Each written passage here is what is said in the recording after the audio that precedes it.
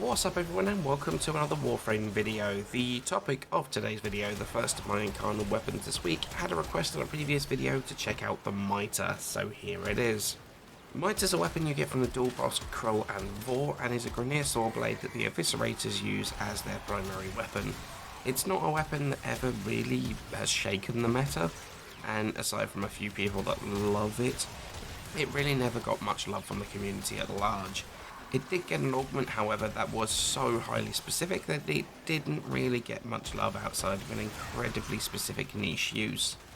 So it's got an Incarnon just trying to help it out. Transforming the Mitre turns it into a weapon that fires an AoE projectile, kind of like the Latron, which bounces around the map, kind of like the Latron.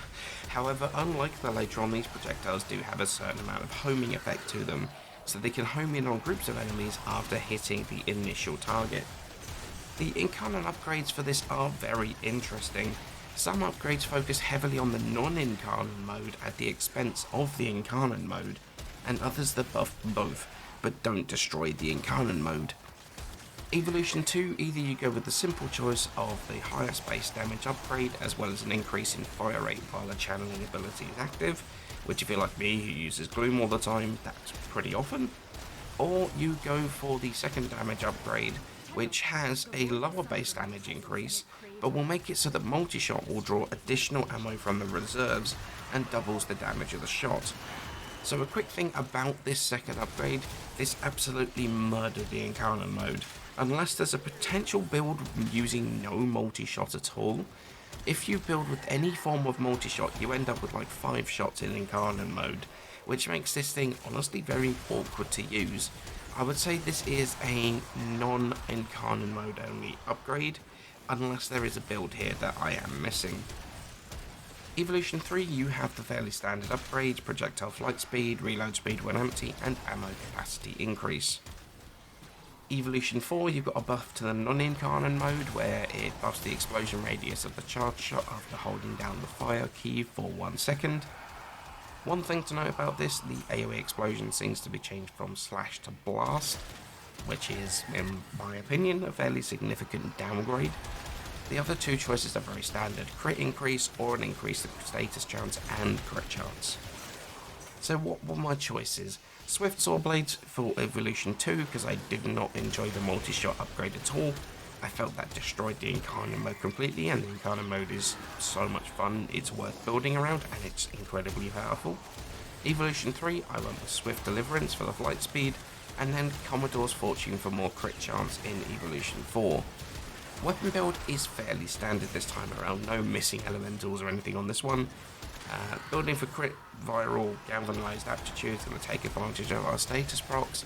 Hammer Shot is on here to work with the dual stat elementals to push our status chance over 200%, and this means that in Incarnon mode we are guaranteed to get 2 procs on every hit, which when you can leverage heat, viral and mostly slash, this is a pretty potent combo.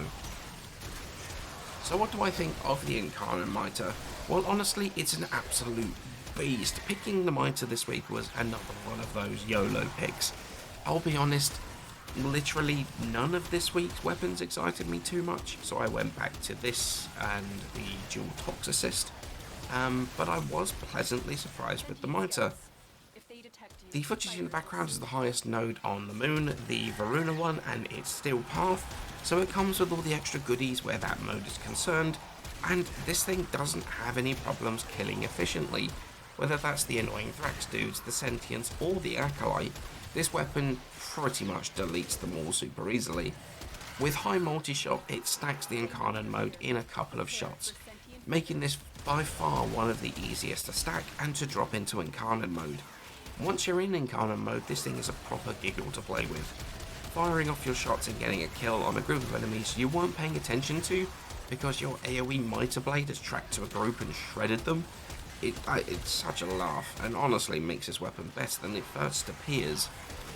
For a proper laugh, use this with Mirage, so that the bouncy projectiles of extreme death multiply and just slaughter everything, mostly by accident. It's a lot of fun to play around with. Went into this weapon with little to no expectations, and I would not be sad to see the Mitre pop up during the circuit anymore.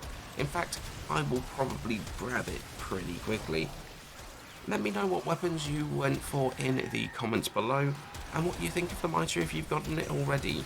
I'll have a dual Toxicist video coming very soon, but for now, many thanks for watching. I hope you have a wonderful day, and I shall catch you in the next one.